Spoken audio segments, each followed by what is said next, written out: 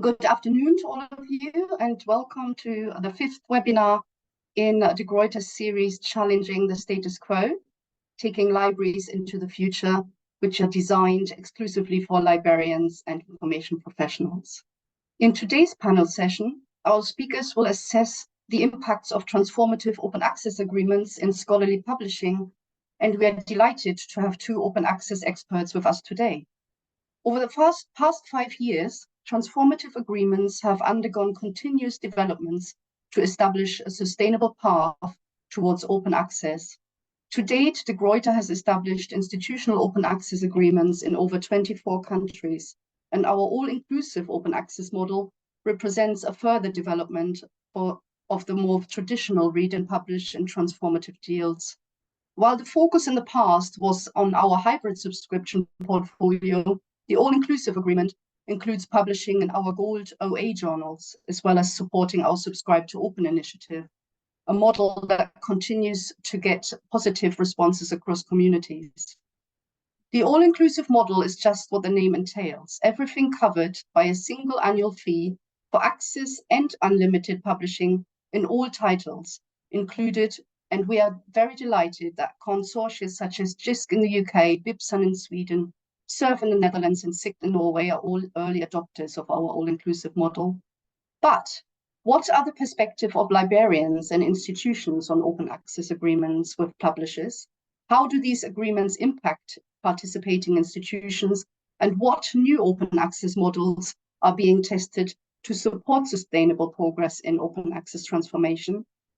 Today, our speakers will enlighten us with their findings and expertise. And as always, we're very grateful for their time.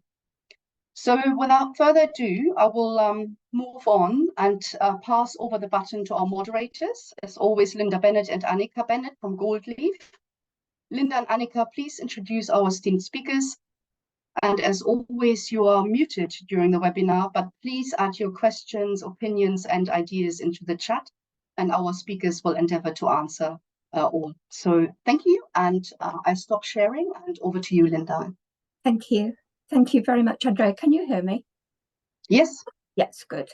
Well, thank you for that introduction. I'd just like to introduce Annika, who will be moderating the questions later on. So would you like to say hello, Annika? Hello. So I'm Annika Bennett of Goldleaf. I will be probably off camera most of the time, but I will be keeping an eye on the chat, and I will also moderate questions at the end. Thank you. So as Andrea said, this is the fifth webinar that we've facilitated on behalf of the Gruyter. The first series last year was somewhat in the nature of an experiment, but they continued to attract more and more librarian participants as the year went on.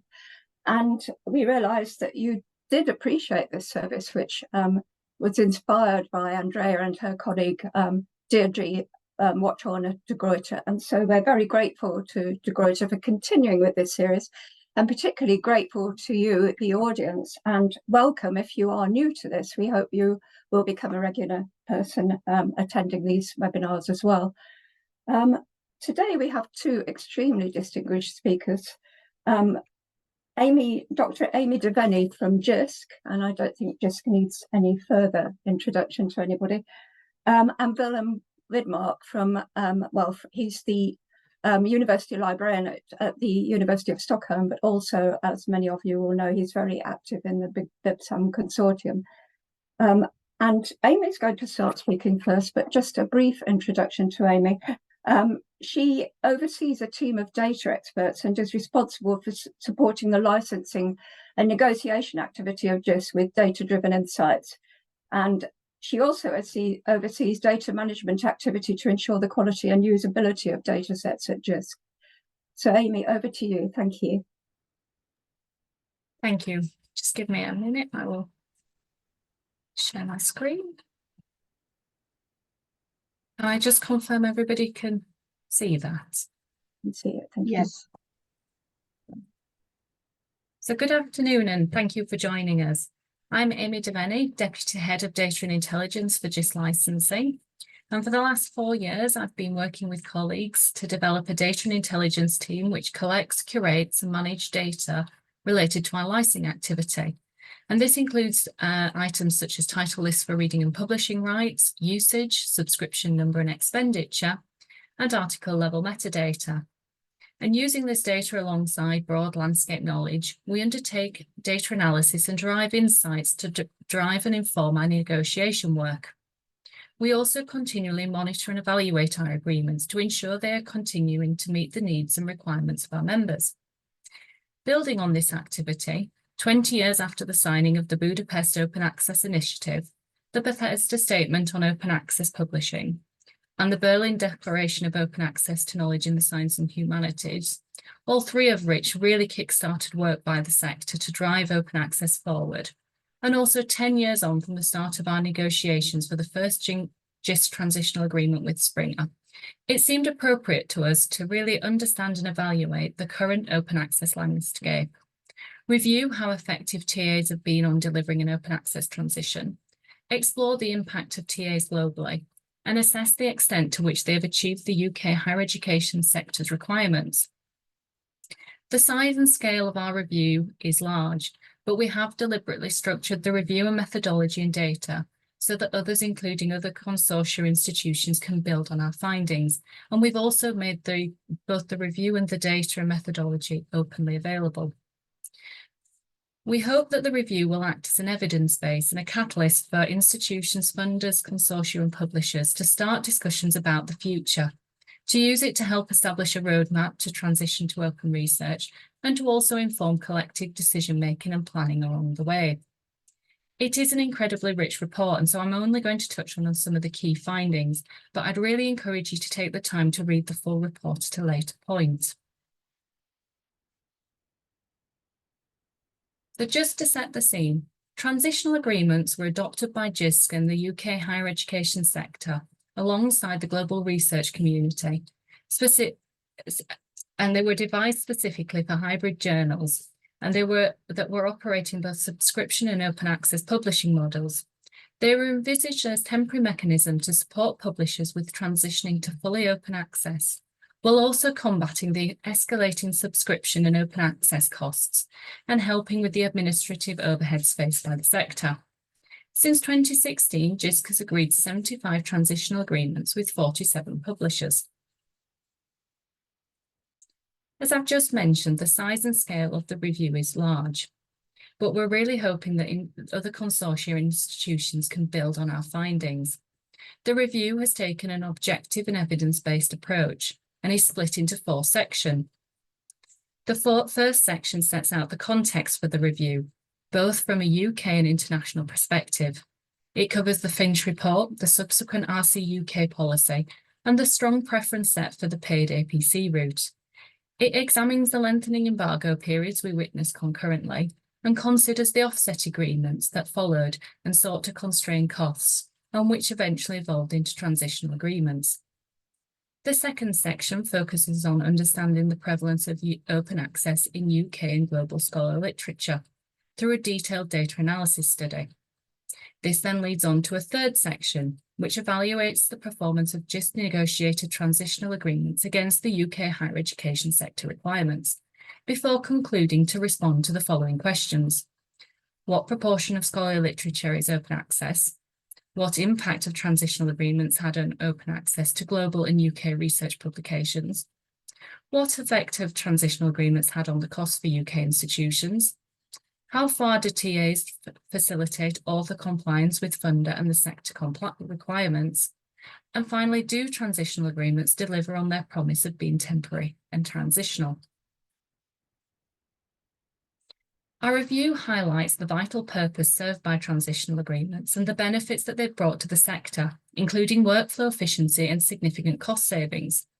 They also enabled high levels of funder compliance during a period where there were few alternative immediate routes to open access.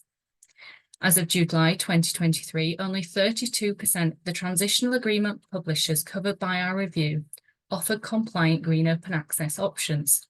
Therefore, transitional agreements gave authors the ability to publish immediately open access at a time when most publisher embargo periods did not permit the deposit and sharing of an author-accepted manuscript. They've also helped achieve an increase in immediate open access. From 2018 to 2022, which is the period covered by our review, there was a more than 900% increase in the number of UK articles published under transitional agreements with the same publishers. And this is directly attributable to the increase in the number of TAs from 1 to 38 in the same period. Our review has shown that the UK is transitioning to open access faster than the global rate.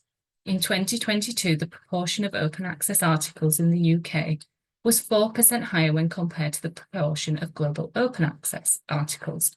So the UK had 50% and the global was 46%. If green-only articles are included in calculating the open access levels of scholarly literature in 2022, we see that 65% of UK articles were open access, markedly higher than the 50% globally. We've also seen that transitional agreements have facilitated open access publishing for disciplines such as arts and humanities and the social sciences, where there's generally lower levels of funding, and also for low output institutions. There are, however, some unintended consequences of transitional agreements on scholarly outputs. While the UK appears to be transitioning to open access more effectively than the global average, we do have more than double the proportion of hybrid articles than the rest of the world. The UK currently has around 21% of hybrid articles compared to the global average of 10%. And the UK's year-on-year increase in hybrid publishing has recently surpassed the levels of growth in gold publishing.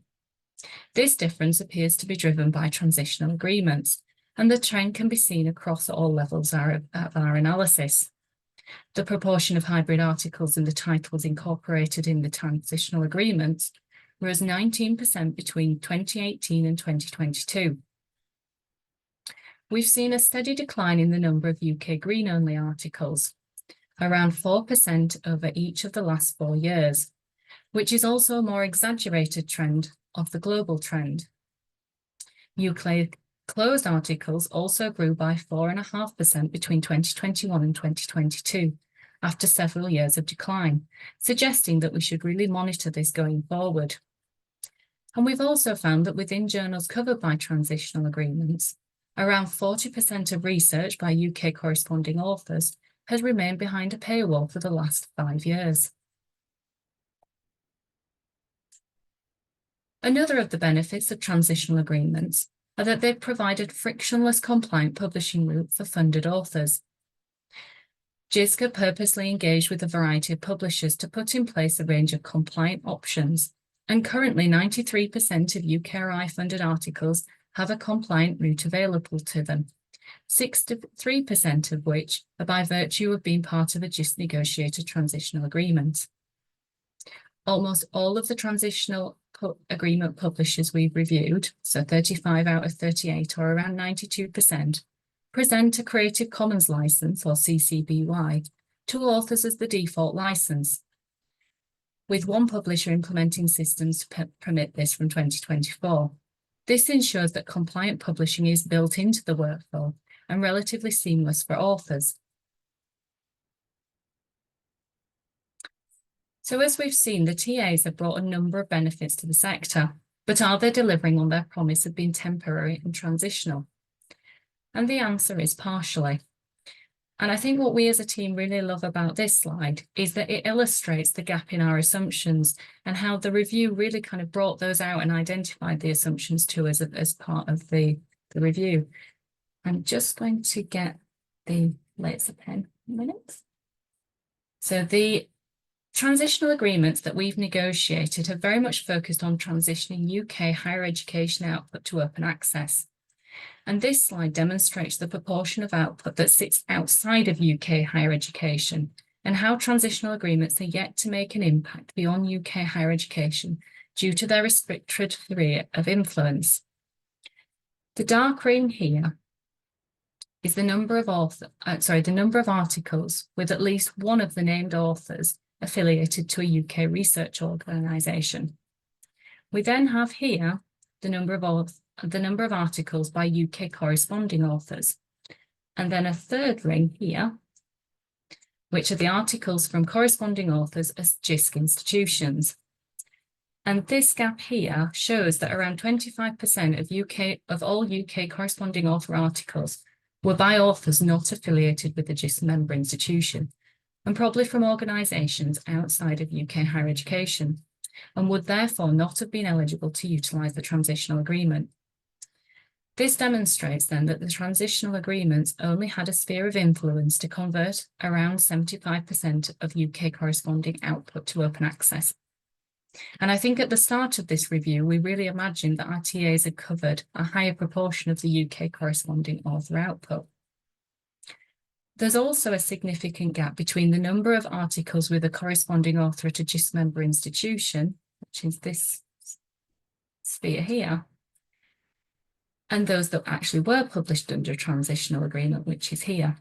And the difference is around 22,000 articles, which suggests that not all institutions and authors can or are taking advantage of all the transitional agreements available. And I think there can be a number of reasons for this. But what this really demonstrates is the limits of the transitional agreement and that they're probably not going to cover all of UK output. Therefore, this suggests that we need more options for these institutions so they can publish open access, and that we also need a way of providing access to routes for open access publishing for the other excluded researchers, such as those in health and social care settings, corporate research and development, and researchers at non-subscribing institutions. We build on this throughout the report to highlight that if a full transition to open access from paywalls is to be achieved in a reasonable timescale, then there's a real need for transitional agreements or their alternatives to be scaled up, both in coverage, so who's actually publishing in them, and in quantity. The review has also considered the levels and rates of flipped journals, that's to say flipping from the subscription or hybrid model to an open model. And we've observed that titles aren't being flipped to open access at a rate that we would expect or we would hope. Of only 3 publishers flipped more than 10% of the journals in the period between 2018 and 2022 of the titles included in the Jisc TA title lists. And of the big 5 publishers, Wiley flipped the greatest proportion of their TA titles in the 5 years, and that was around 7%. So taking into account these flipping rates that we've observed between 2018 and 2022, we estimate it would take at least 70 years for the big 5 publishers to flip all of their TA titles to open access. However, as the UK represents a small portion of global articles, so we represented around 4% in 2022, we wouldn't expect the Jisc TAs alone to have a material impact on the publisher's open access coverage.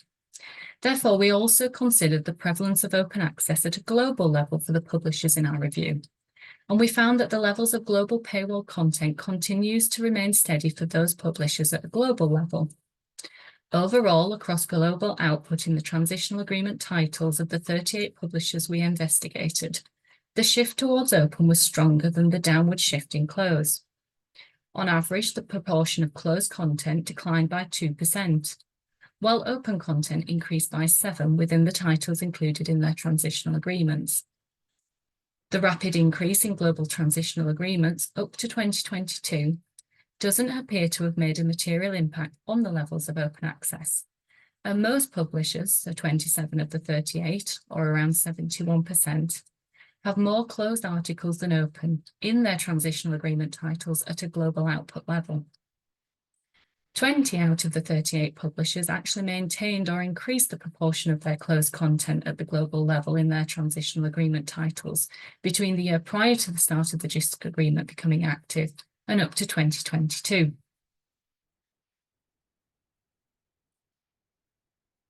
After reviewing the prevalence of open access at both the UK and the global level, we then moved on to looking at evaluating the performance of the transitional agreements against the UK higher education sector requirements. And one of those is around constraining costs. Therefore, we examined the costs and modelled costs under different scenarios, including actual cost savings and cost avoidance.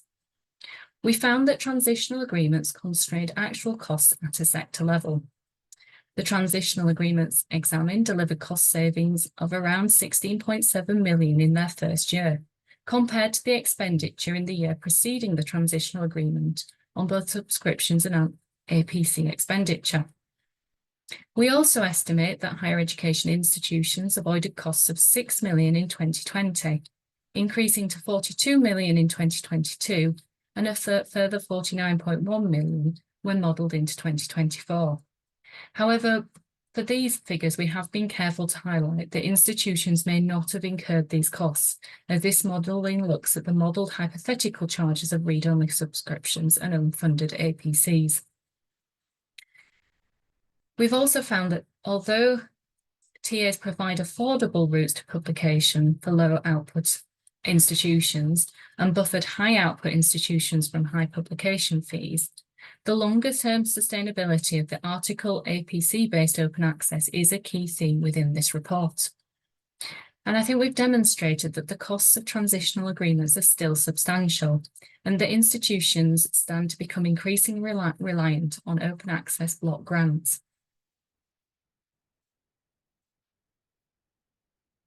Another finding that surprised us is that despite the availability of transitional agreements, and the fact that we've negotiated agreements across a broad range of publishers, from small society publishers to the medium-sized ones and up to the large commercial ones, author behaviour during this period doesn't appear to have changed, and the UK authors are still choosing to publish their research with the traditional publishers. Just under 50% of all UK output was published with Elsevier, Springer Nature, Wiley and Taylor and Francis. We also found high consolidation in the UK hybrid articles, with around 90% of all articles being published with the top 10 publishers. This is a higher consolidation than seen for the closed articles, which is around 78%, and for fully gold, which is around 66% of the output. Section 3 of the report goes on to examine the extent to which publishers met the sector requirements, and another of those requirements is that the publishers provide transparency, so evidence how charges are fair, reasonable, and relate to publishing services and the transition to open access. Unfortunately, transparency on how open access publishing charges are costed and transitional roadmaps will remain elusive for many of our publishers. Most of the publishers reviewed have not provided our individual institutions or Jisc with a detailed understanding of publishing charges, and only 9 of the 38 publishers reviewed have submitted to the Plan S Journal Comparison Service. Similarly, most of the publishers did not have or did not disclose an open access roadmap or targets or milestones for flipping journals or their portfolios to open access. Another of the sector's requirements for transitional agreements was for them to promote simplicity, efficiency, and reduce bureaucracy. Although there has been a simplification and streamlining of open access processes, the scale of open access achieved by transitional agreements wouldn't have been possible without the dashboards and reporting developed to manage and monitor these agreements. Overall efficiencies have been variable. Although the individual management of articles and overall the individual management of article and payments of APCs have to a large extent been centralised, the variations in offers, processes and systems alongside the evaluation and management requires has been quite resource intensive for many institutions and often requires specialist staff and financial management. So looking ahead to the future.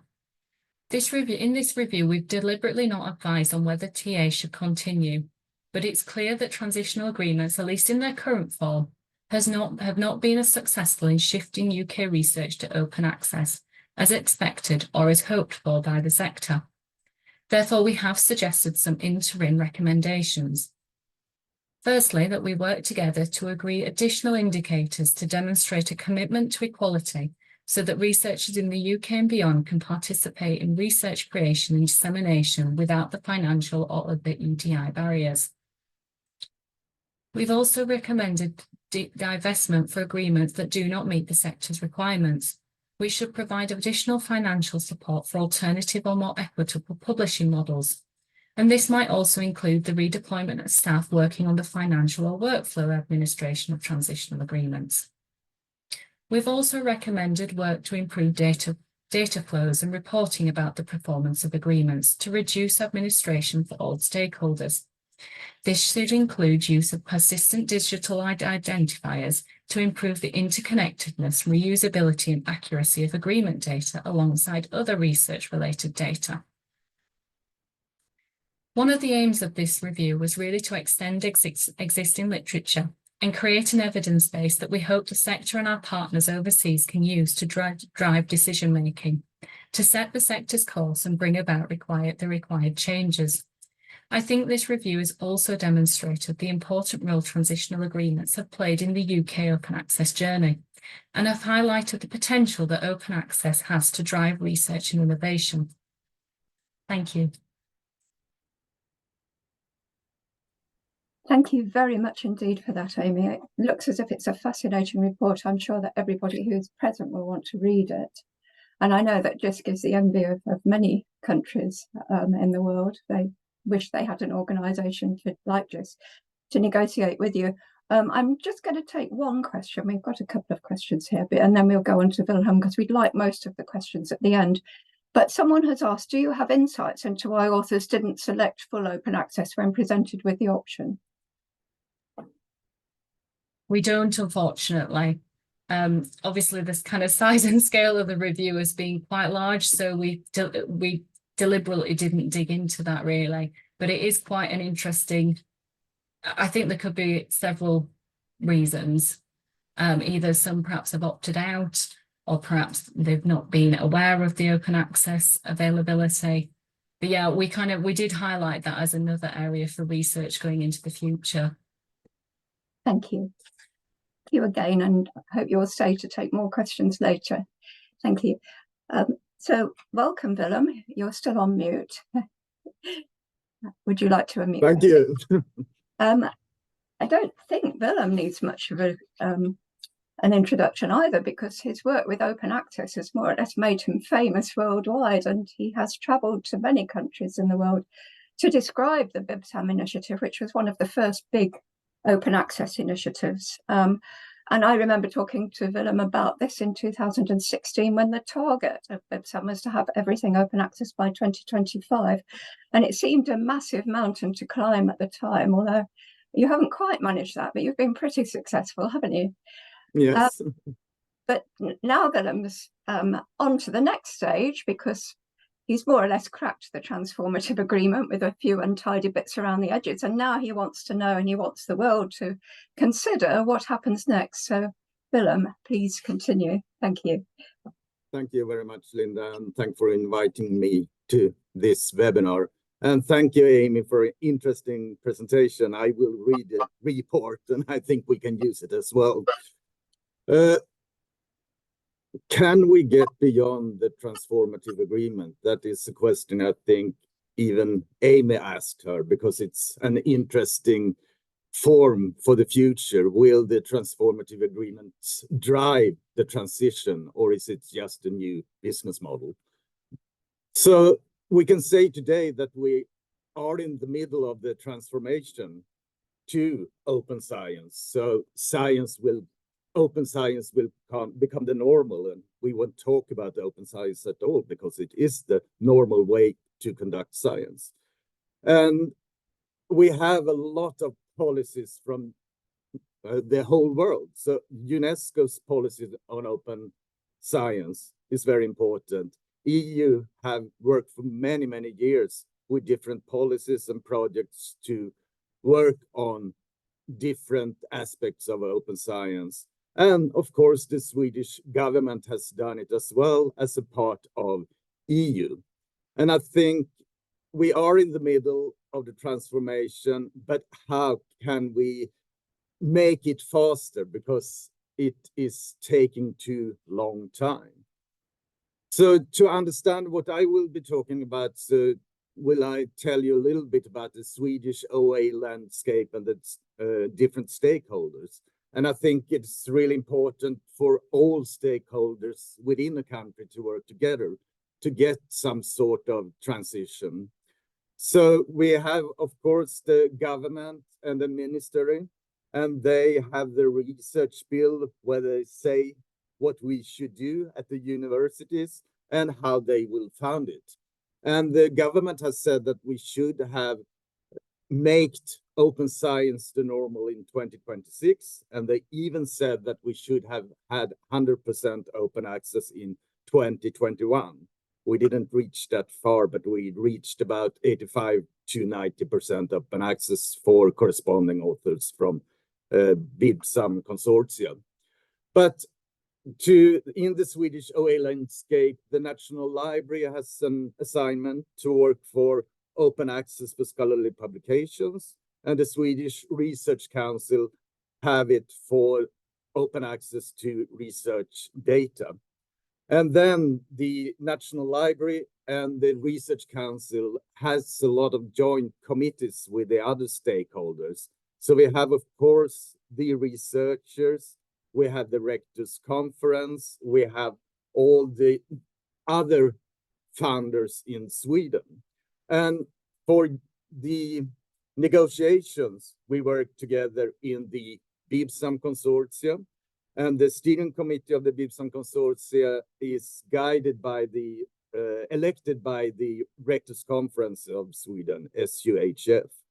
And then we have the coordination with EU within this. So we try to discuss all the matters with all stakeholders within the system. So as I said, Sweden is one of the countries that have reached farthest when it comes to open access, around 85 to 90%. I think we have 92% at Stockholm University. But so you can say the transformative agreements really is a success. We have nearly reached our target, but not quite have we done it. And during the way, we have made a lot of mistakes and we have made a lot of stupid things when we have handled this. But when I see other countries now signing up for transformative agreements, they are doing the same mistakes as we have done. So there's something systematically wrong in the system when it happens like that. But of course, as we have reached so far in Sweden, we started to discuss when will the transition happen and why isn't it going faster than it is going now. So questions we have discussed, will there be a transformation? Very few publishers want to change their business models. Many publishers start new journals behind the paywall, and you heard the numbers from Amy on the difference about paywall and open access at most of the publishers. And we have business models that are built on print spend and the APC spend, historical facts. How can we get transparency of the cost when it's built on old factors? And at the same time, we see that the APC prices increases within the transformative agreements and also with the pure open access publishers. So the APC prices is going up. And as Amy said, we have no transparency about what we are paying for. So the question for us, is the APC model sustainable for the future? We don't think so. And if you talk for an equitable model, it can't be. How can we get them transformation? We need to have international discussions and cooperation, like this webinar. It's really good to discuss among each other. Within the country, we need to have all stakeholders in cooperation. And I think a recommendation is not to just invest in transformative agreements that we mostly have done in Sweden, but I think we need alternative routes as well. And the transformative agreements is built on the current system for the scholarly communication. And to change the system, I think we need to bring in competition. And with competition, it will lead to innovations. So we need to investigate and build alternative publishing routes beside the transformative agreements, or maybe not the transformative agreements, the agreements with the publishers. We need to investigate right retention strategies. And I think you have a lot of institutions in the UK that have those strategies now. We need to put a pressure on the publishers to be more transparent about their costs models. And of course, we must be ready to walk away from the negotiation table when we don't get agreements that we can handle. And one important thing is to take the ownership of the publishing system back to the academia. And I think mostly it is the researchers' behavior that can change the system. And if we don't act, there will be no transformation. And one way to act is by policies, but policies won't do it. You also need to implement the different policies. So I will continue to speak about the policies in Sweden. In 2021, we had a big discussion among all stakeholders in Sweden about the transformative agreements and if they really will transform the system. The SUHF, the Rectors' Conference, they decided to start a strategic group to work on this assignment. How can we get beyond the transformative agreements? And the group should present a strategy for the BIBSAM consortia, how to negotiate for the future, and it will be mandated from all the management of the different universities. And we had also to investigate and give suggestions on alternative publishing routes. And the time frame for the work were between 2021 and 2023. And also here, the membership of the group was from university management, researchers from different disciplines. It was really important that all the different disciplines were within the group because they have so different publishing routes and how they think about publishing. And we had founders and of course also negotiators from the BIBSAM consortium. And we worked for 2 years. We had a lot of meetings with both publishers, other consortia, other countries, and have a lot of discussion. And we ended the work with a workshop here at Stockholm University where we discussed all the different, we had different scenarios about the transformative agreements. But at the end, we came up with some recommendations from the group beyond transformative agreements, and the Rectors' Conference took those recommendations as there and said that the Rectors' Conference recommend what we are saying from the beyond transformative agreements. And what we are saying in the recommendations is that the cost of publishing must decrease because it's getting higher and higher. Maybe I heard your figures, Amy, that the transformative agreements can have been good, and I think so as well, but it's still a big cost increase. And one recommendation is that the BIBSAM consortia should not primarily enter into agreements for reading and publishing in so-called hybrid journals, that we should instead only negotiate agreements for publishing in open access journals, and that would happen from 2026. And it's important that we work within the BIBSAM consortia, so we work centrally with these questions together with all stakeholders. But we need also, negotiating is one thing. We need also to have supporting strategic initiatives. So we need to have agreements with publishers that exclusively publish open access journals. We should have more of them within the country. And now we have had discussions with the founders in Sweden. So they pay for the pure open access agreements with these publishers, and the universities pay for the transformative agreements. And then it's easier because the money for the pure open access agreements wasn't within the universities before. And we need to have an independent publishing platform that we can recommend to our researchers. And we are looking on the Open Research Europe ORA platform, maybe to work on that. And we need possibilities for migrating research-owned journals from traditional publishers to other platforms.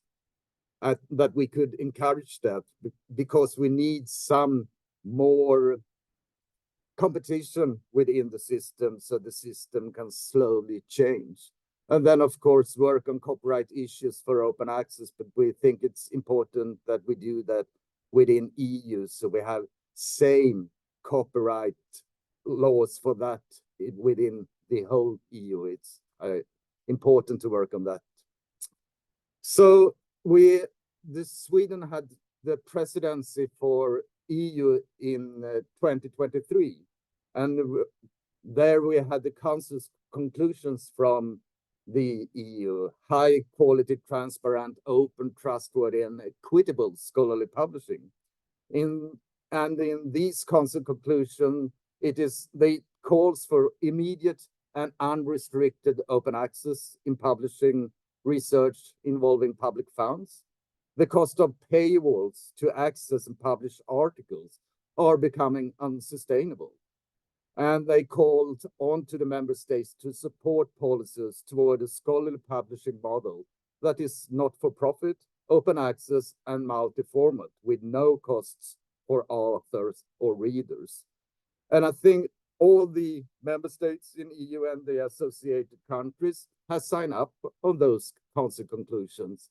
So hopefully all countries will in some way try to follow the council conclusions. And as I say, we need to have all stakeholders within the country working on things. When the ministry made the council conclusions, they had a big discussion about it with the group Beyond Transformative Agreements. So many thoughts from Beyond Transformative Agreements would put into the council conclusions. Then the Swedish government gave an assignment to the National Library of Sweden to develop national guidelines for open science. And the guidelines should have goals and priorities for open science in Sweden, and they were divided into 6 areas. And of course, one of the areas is open access to scholarly publications. And these guidelines should provide support and guidance to actors in Sweden how we should work on open science. And when you read the guidelines on open access towards scholarly publications, you can also see many things from the council's conclusions and from the work from the group Beyond Transformative Agreements. And then finally, the BIPSAM consortium made an action plan regarding to those different policies we have in Sweden now. And it is the same as the recommendations for the Beyond Transformative Agreements, that we should not sign agreements for reading and publishing in hybrid journals after 2026. We need new pathways to open publishing to be promoted, and develop other form of publishing routes for our researchers beside the common ways like transformative agreements. And we need to look at the secondary publishing rights. But as we said, you need to go from policies to action. So last year we started to negotiate with one of the big 5, with Elsevier, and we didn't have the strategy and we didn't have the guidelines from the National Library yet, but as we have discussions with both National Library and the Beyond Transformative Agreements, we started to negotiate with Elsevier, and we asked we need to have shared objectives for our negotiation. And one of the first shared objective was to pilot an agreement beyond transformative agreements. So both parties agreed to move beyond the current transformative agreement to an agreement that is based on the services provided by the agreement. And as we would like to phrase it, is publishing as a service. And it should be transparency within the agreement. We should know how prices are set for the services, and it should be a sustainable pricing, and that should reflect the value exchanged with the agreement.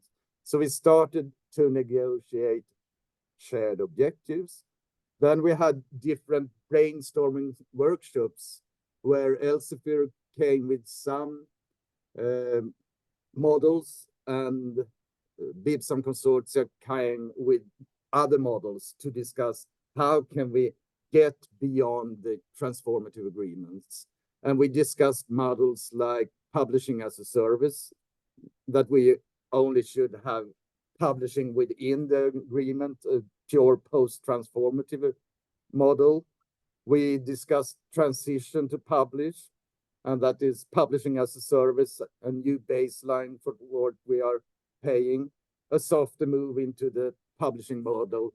And then we also discussed, for instance, global equity model. It would be a status quo, but money from the Swedish consortia could help other consortia to make open access.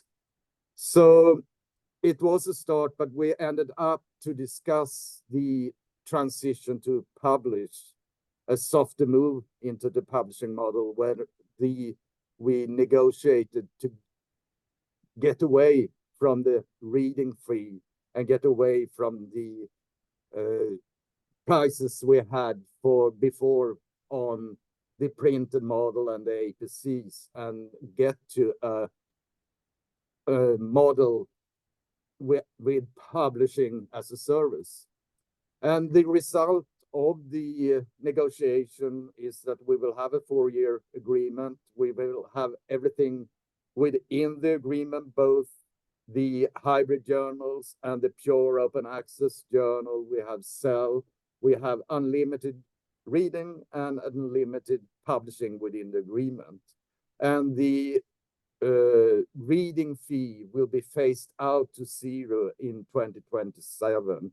So we will deduct 25% of the reading fee each year. So in 2027, we won't pay for reading within the agreement. And during the negotiations, we got a decline in the price with 11% for 2024, and it will remain on the same level during the whole agreement. So if you look at the chart, how Sweden has handled the different agreements with Elsevier, from 2012 to 2017, we had a reading agreement and the prices went steadily up. Then we tried in 2018 to get the read and publish agreement, but we couldn't, Elsevier and Bibsam Consortia couldn't align on what the parts of the agreement. We didn't get unlimited publishing within the agreement. So we didn't have an agreement with Elsevier for nearly 2 years. Then we got our first read and publish agreement. And if you follow the dotted line, that is what we would have paid if we only continued with the reading agreement.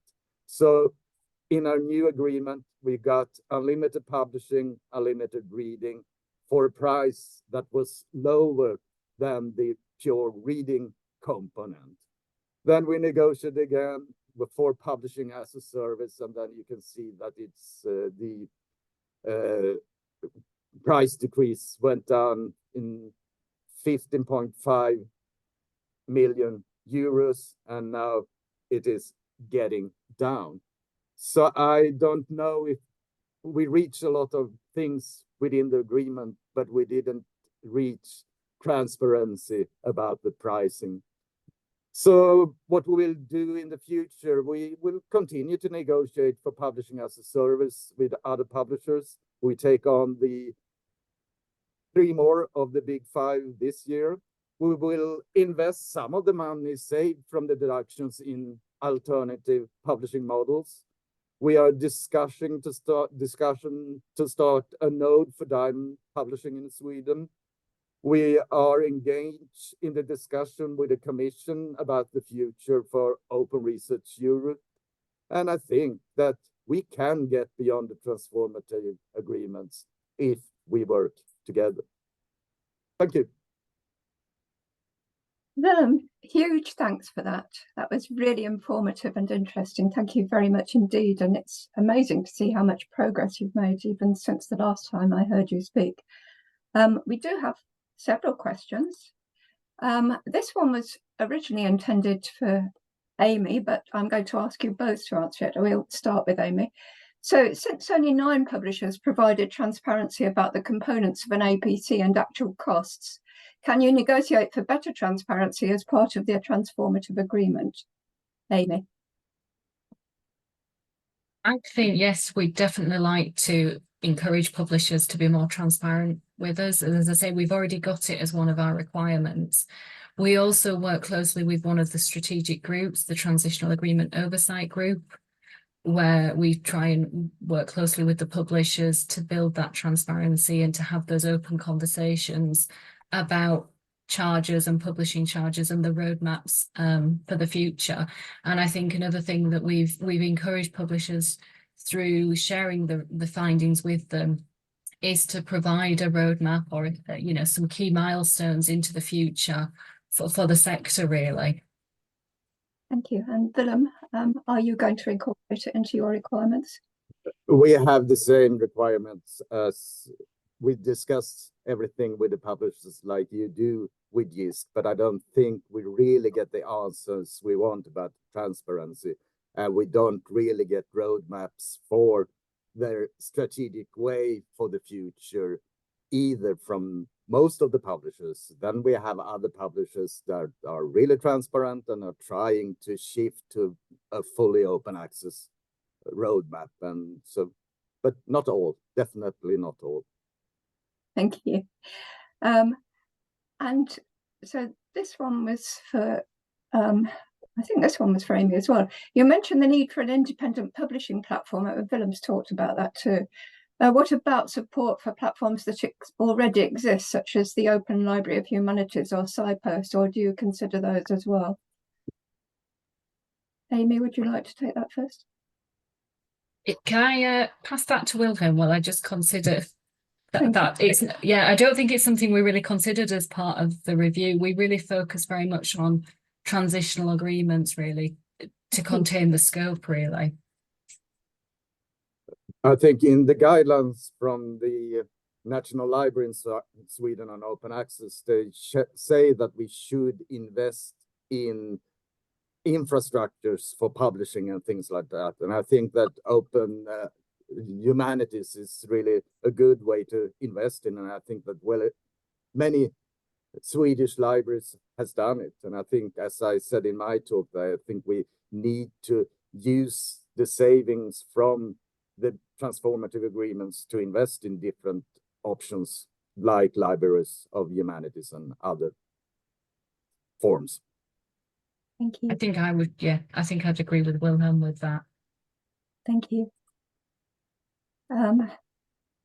So the Jisc review includes a conclusion that the continual reliance on public funds to support TAs and the failure of publishers to deliver 1, transparency, 2, clear roadmaps, and 3, transition on an acceptable timescale makes it appropriate to review the continued investment of public funds in TAs. Where would this place publishers in planning how to retain their university customer base by meeting their requirements? think if I'm right in understanding the question, I think it would be about working together with Jisc and the sector to explore, I suppose, the publishing as a service charge and thinking about planning that transition to open and putting the milestones in. And I think working together, there's certainly a willingness from the Jisc strategic groups to work quite closely with publishers to build this and take this forward. Thank you. And Willem, do you have any views on that? It was mainly a Jisc question. No, I think the same as Amy. Thank you. The next question really is a question to Gruyter, I think. But anyway, we'll try with you two first, and maybe Andrea would like to ask one of her colleagues to answer it. But how does the subscribe to open model fit into the transitional model? Well, I can start. I think it is interesting to explore different models, and that is a model that can work for some people, so why not try it? And I think it's good that the Gruyter is making everything together within one agreement. So try more and more models, and subscribe to open can be one of them. Yeah. I think I would agree, and my own, I think, personal thoughts are, I don't think there's going to be one model perhaps for the future. I think we'll see a variety, and different models will suit different purposes and different needs, really. And I think subscribe to open, like perhaps a version of transitional agreements and perhaps the independent publishing platforms, all offer something different and probably have a role to play in the future. Thank you. And Willem, you mentioned seeing others make the same mistakes that you made. What are some of these mistakes, if you don't mind sharing them? For each country or each consortia, when they have negotiated transformative agreements, we all accepted levels that within this agreement we will reach 40% open access the first year, and 60 and 80 maybe within 3 years.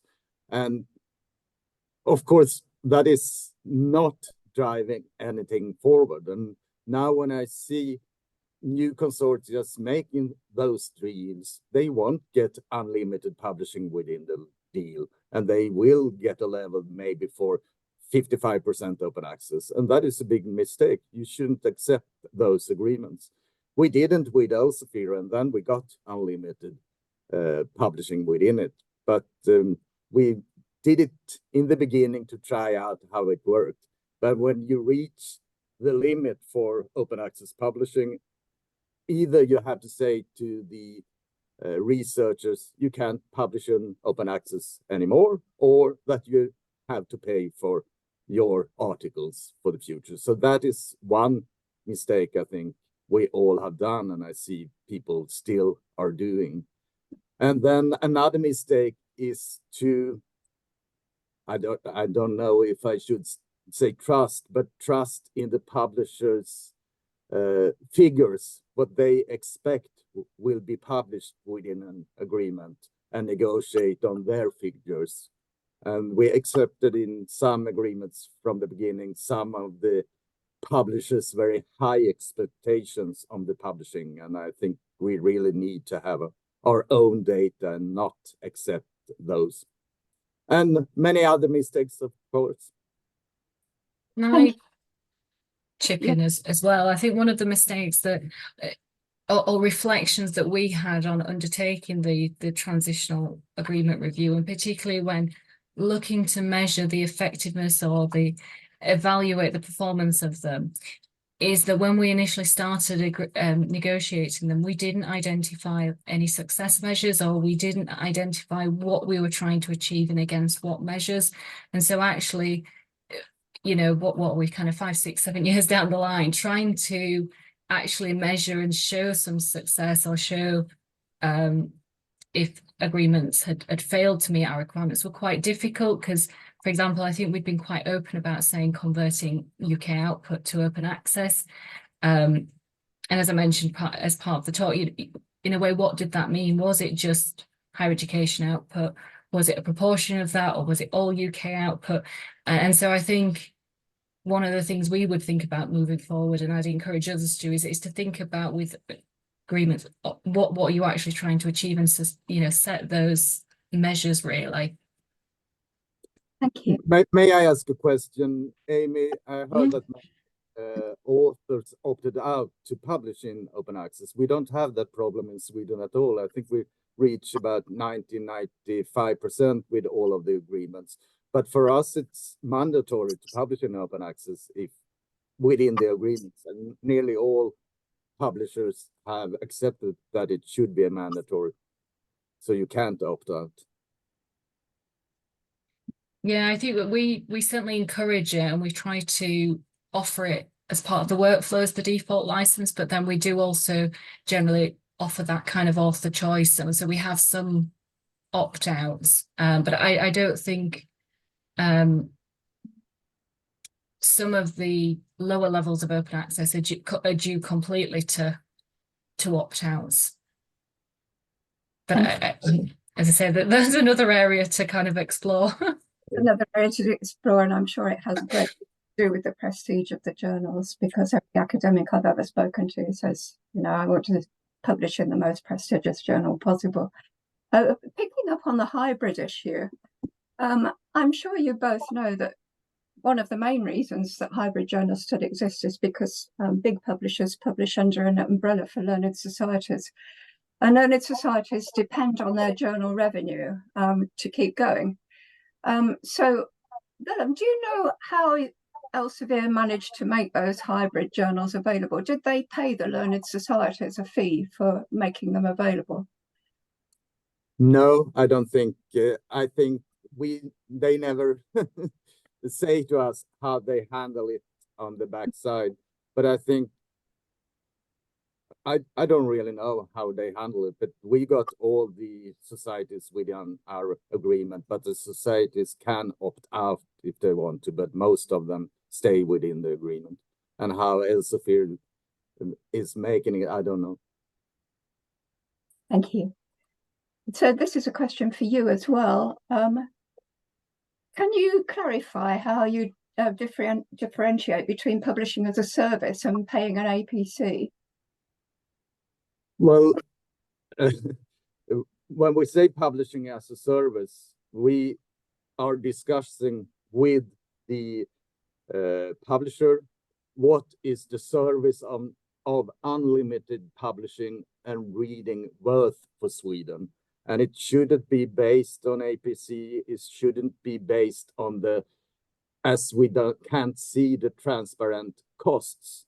So our agreement with Elsevier isn't based on APCs and the APC spends and things like that.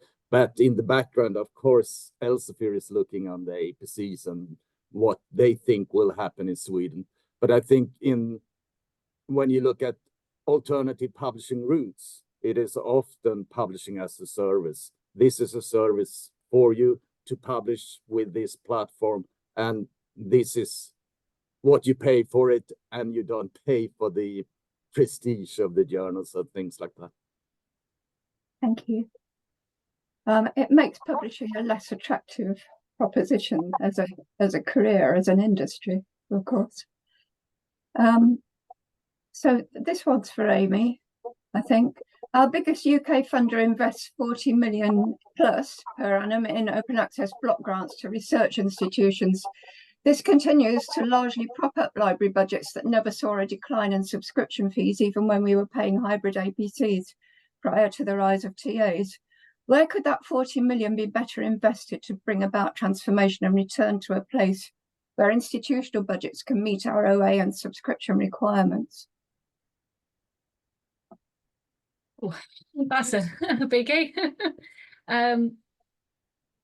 I think it's probably about the sector and probably institutions looking at agreements that meet their needs, and if they do meet their needs and they support the future that they're looking for, it probably is appropriate for them to invest that money. But if they're not meeting their needs, then to I suppose divest that money and to invest it in alternative solutions that do meet their needs. Thank you. I know that actually raises a question that I asked our speakers in the very first webinar we had exactly a year ago, and that is there enough money in the system? If the money in the system can be redistributed, would there be enough money in the system? You got that from the white paper from Max Planck, and that is behind the transformative agreements, the thoughts of the transformative agreements, that we should shift within the system from closed access to open access. I think that there is enough money within the system, but I think that we should change the system as well. We need alternative publishing routes and diamond publishing and other routes to have more competition within system, bring in more innovation. So I think probably it's enough money within the system, but you can see the revenues of the big 5 publishers, and maybe those money should stay within research and not go to stakeholders in those companies. Thank you. A silly question from an early career librarian: why would researchers opt out of open? I think sorry, Willem, were you gonna? Yeah.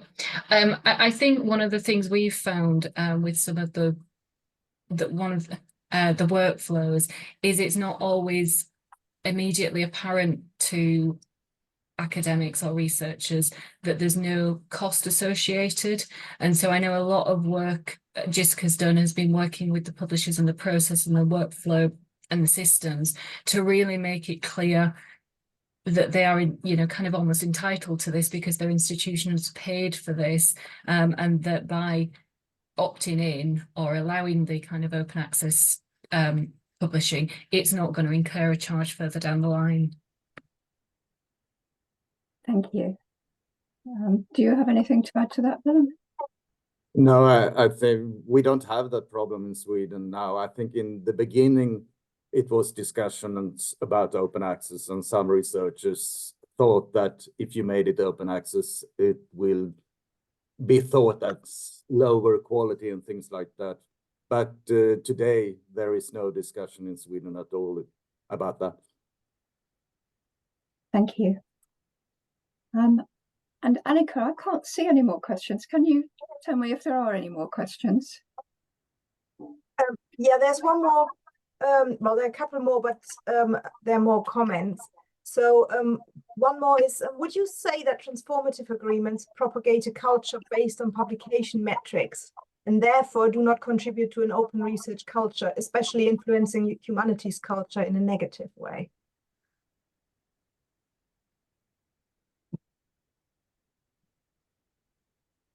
I think one of the things we've found, and we haven't looked at this in depth, is that authors are still publishing where they kind of want to publish in the journals that are prestigious and have the high metrics, and I think that's perhaps tied into a lot of the research excellence framework and that kind of thing, and I know there's the new ref going forward is going to look at kind of the research culture, so I wonder if we might see a shift over the next few years. But I think at the same time, Amy, you said that many from humanities and social science with lower funds could publish in open within the transformative agreements. But of course, those agreements are built on metrics and impact data. So, but then we need to change that system, the reward system as well. And we have Quar and are working on that, and that can really change the publishing system when Quara gets through. Thank you. Are there any more, Annika? I know there are several comments. There's a comment on platforms, for example, but I mean, I don't think there's much you can do about requiring authors to use certain platforms. And there's one more to Willem. So do you think you will still be negotiating open access and hybrid journals in 2026? So I think that's probably in relation to your original goal that you wanted to have it all done by 2025. So I think yes, I really understand the question, but I don't really know now. For we will wait until 2026, but then we will need to have a different discussion when we are not paying for the reading fee. Is it hybrid journals? Are we within the system or things like that? But I'm not sure how we're going to do in 2027.